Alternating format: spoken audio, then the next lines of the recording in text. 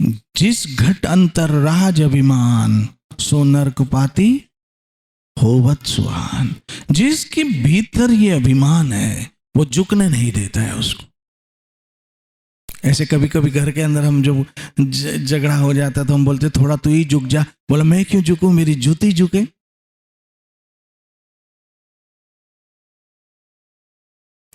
ये अहंकार रिश्तों को बर्बाद कर देते हैं। इसलिए यहां भागवत कह रहे हैं कि जो महापुरुषों के चरणों के रज सर पे लगा लेते हैं वो जीवित होते हैं, क्योंकि उनमें नम्रता होती है। उनमें नम्रता होती है, हम्बलनेस होती है। और ये चरण रज की महिमा तो स्वयं भगवान भी मानते। एक बार मुझे श्री वृंदावन की घटना याद आ रही है। श्री वृंदावन राधे राधे, श्री वृंदावन, श्री वृंदावन, श्री वृंदावन राधे राधे।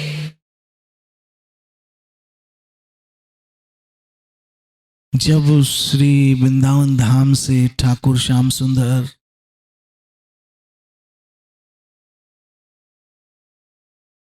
वृंदावन चंद्र, वृंदावन नाथ, वृंदावन नटवर, यदुराज, यदुवंश शिरोमणि, पूर्ण पुरुषोत्तम श्री कृष्ण।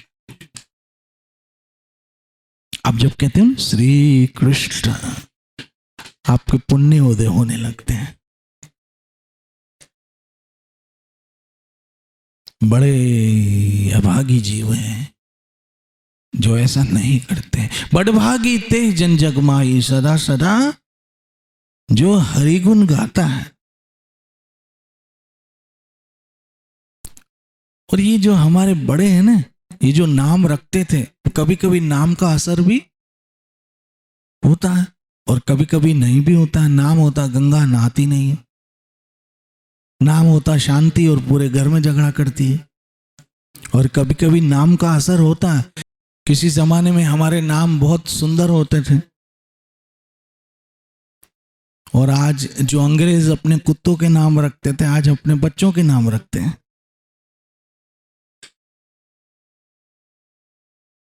विक्की, टम्मी, डब्बी, पप्पी, पता नहीं क्या क्या नाम जो अंग्रेज कभी कुत्तों के रखते थे अपने, वो आज हम अपने बच्चों के रखते हैं।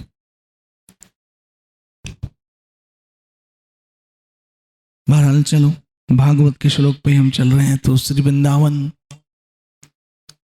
से श्याम सुंदर जब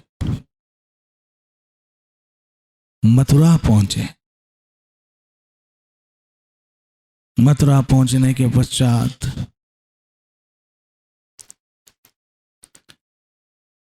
महादेव की और किसने, वसुदेव जी ने भगवान का बड़ा सत्कार किया, बड़ा स्वागत किया। और सत्कार स्वागत करने के पश्चात जो वस्त्र वो वृंदावन से धारण करके आए थे श्याम सुंदर, राधा वृंदावन चंद्र, माँ यशोदा ने कहा, माँ देवकी ने कहा कि ये बेटा ये वस्त्र जो है लाओ मैं धो दूं।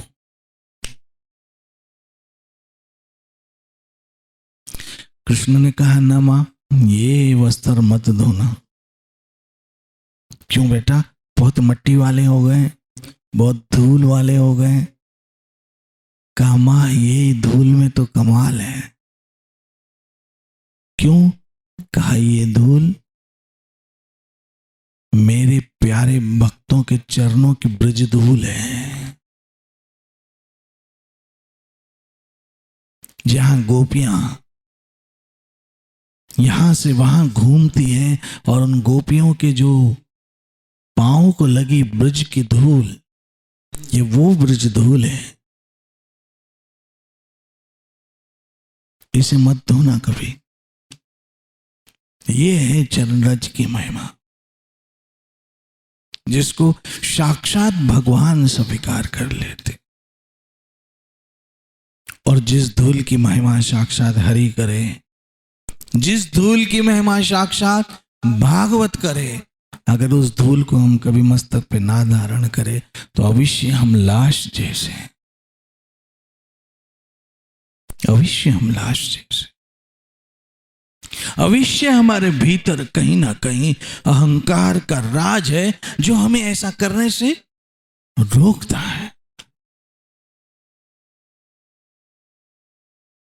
अरे हम तो वो लोग हैं कि 100 रुपए का नोट भी पड़ा हो तो झुक जाते हैं उठाने के लिए। तो ये धूल ही तो अनमोल है जो महापुरुषों के चरणों की, वो झुकने में शर्म आती है, अहंकार अभिमान होता है। ये जो महापुरुषों का संग, सत्संग, हरि कथा, ये देवताओं को भी दुर्लभ होती है। ये मैंने जैसे कहा था ना कल ही, रघुपति राघव राजा राम पतित पावन, ये पवित्र करने वाले हैं। ये हरि अनंत हरि, ये हरि की कथा, हरि स्वरूप है। ये श्री कृष्ण की कथा और श्री कृष्ण में कोई भेद नहीं है। और वो भाग्यशाली लोग जो श्री कृष्ण कथा सुनते हैं, कानों के द्वारा श्री कृष्ण उनके हृदय में राज करते हैं।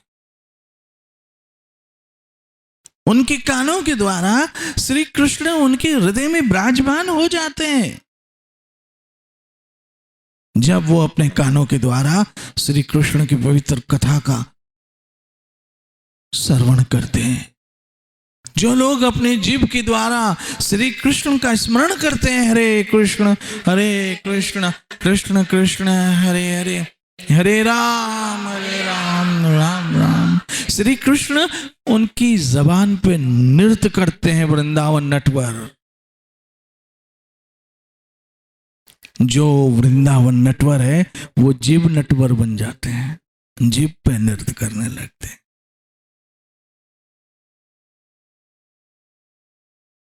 इसलिए आप हरि कथा और कीर्तन, ये जो दुर्लभ वस्तु है, ये कलयुग में आपको यहाँ उल्लासनगर में सुलभता से प्राप्त है।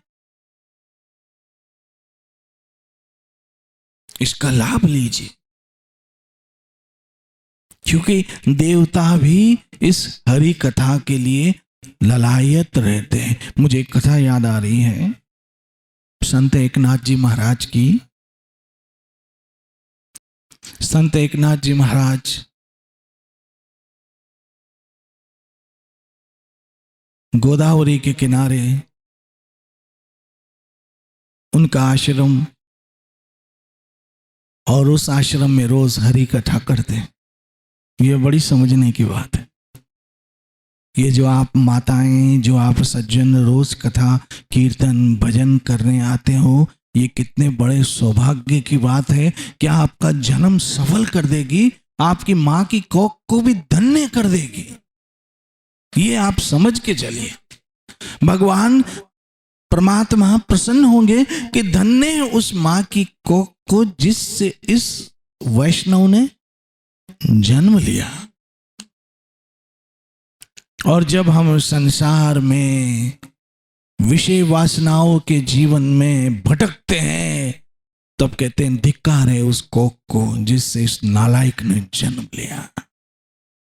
हम तो बदनाम होते हैं, अपनी माँ की कोख को भी कलंकित कर देते हैं। और जब भजन करते हैं तो हम तो वैष्णव सफल होते हैं, माँ की कोख को भी धन्य करते हैं। हरि हराय नमः, कृष्ण यादवाय नमः, यादवाय माधवाय केशवाय नमः, गोपाल गोविंद राम श्री मधुसूदन हृदय। इसलिए संत एकनाथ जी महाराज, तो संत एकनाथ जी महाराज गोदावरी के किनारे हरि कथा सत्संग भजन रोज करते हैं। और भाग्यशाली लोग उस कथा का लाभ लेते हैं। याद रखिए, संतों का संग पक्षियों जैसा होता है, मिले तो सदियों तक और जाए तो एक क्षण में। भक्तिपाद जी हमारे बीच से कैसे फिजिकली चले गए पता भी नहीं चला। आए तो एक हवा के झोंके की तरह है,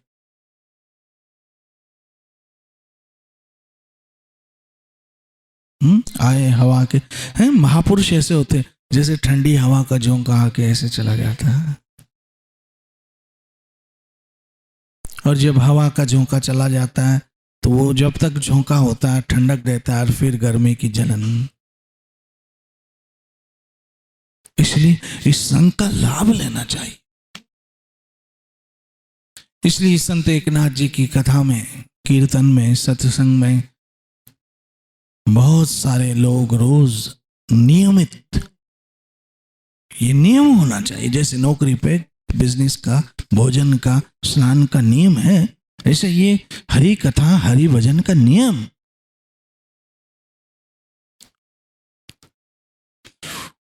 जब संत एकनाथ जी महाराज अपनी कथा करते गोदावरी के किनारे, तो एक सुंदर सी लड़की सबसे आगे आकर, सबसे पहले आकर वहां पर बैठ जाती और बड़े ध्यान से, बड़े भाव से महाराज एकनाथ की कथा सुनती और बड़े भाव से उनके दर्शन करती।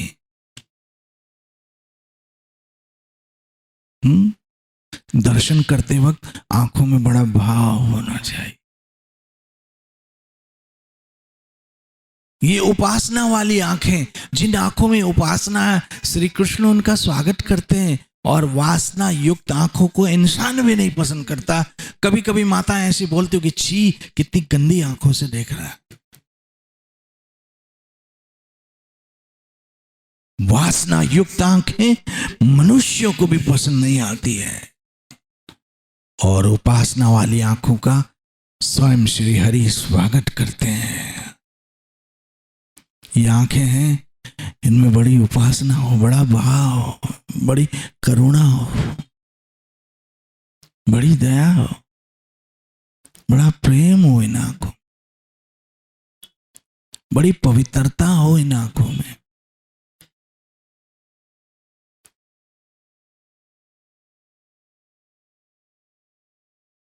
किसी व्यक्ति को आपकी आंखों से ठेस ना पहुंचे। देखो तो सही, कैसे घूर घूर के देख रहा है मुआ, ऐसे बोलती है माताएं। ये आंखें बड़ी वासना युक्त होती हैं, तो मनुष्य को भी पसंद नहीं आती, और उपासना युक्त हो तो हरि भी स्वागत करते हैं। इसलिए बड़ी उपासना से वो लड़की संत एकनाथ जी के दर्शन करती और रोज कथा में आती। एक दिन कुछ मन चले लड़के जब देखा कि ये लड़की तो रोज सत्संग में आती है, कुछ मन चले लड़के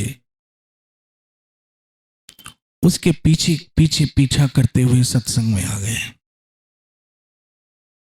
और बैठ गए। बैठने के पश्चात जब वो लड़की सत्संग से उठी तो वो भी उसके पीछे पीछे चल पड़े और पीछे से उसको परेशान करने लगे कि अरे हम इतने युवा हैं, वो संत उसमें क्या रखा है, रोज उसको तू देखने जाती है, कभी हमें भी देखा कर। ऐसी ऊट पटांग बातें, ऐसे मन चले लड़के, आवारा लड़के उस लड़की के पीछे पीछे इस तरह की बातें करते करते चल पड़े।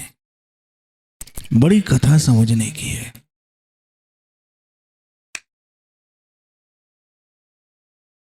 बड़ी कथा समझने की है।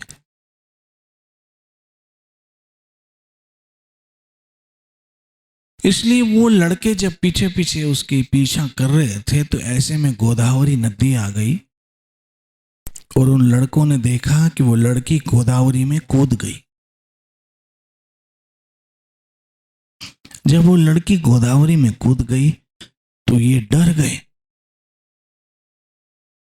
क्योंकि आदमी बुराई करने को कर लेता लेकिन उसका परिणाम हमेशा डर आता है।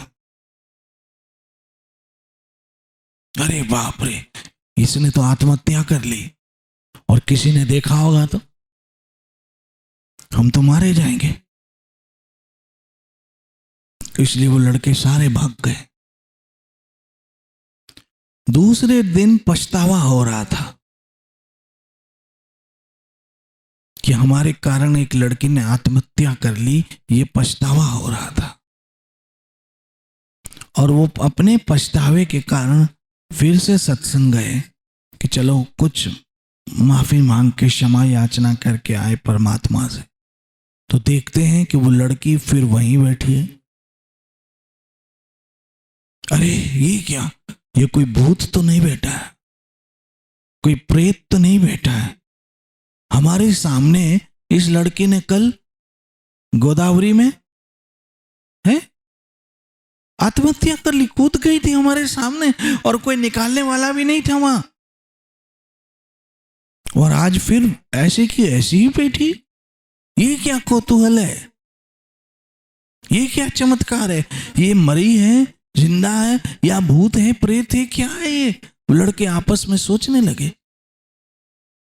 ऐसे में जब सत्संग पूरी हुई तो पहली बार संत एकनाथ ने उस लड़की की तरफ देखा और याद रखिए, महापुरुषों की नजर पड़ने से बड़े शुभ और पवित्र वाइब्रेशन आते हैं। सतगुरु ऐसा कीजिए जो निरखत करे निहाल। जिनकी नजर पड़ते ही पवित्र वातावरण, मन में प्रेम भाव श्रद्धा उत्पन्न होने लगे। जिनकी नजर पड़ने से, जो एक बार हमारी ओर देख ले तो हमारा दिन शुभ हो जाए। जिसका एक शब्द हमारे लिए जीवन में संजीवनी का काम करता हो, जिसकी एक मुस्कुराहट हमारे लिए जीने की उमंग पैदा करती हो।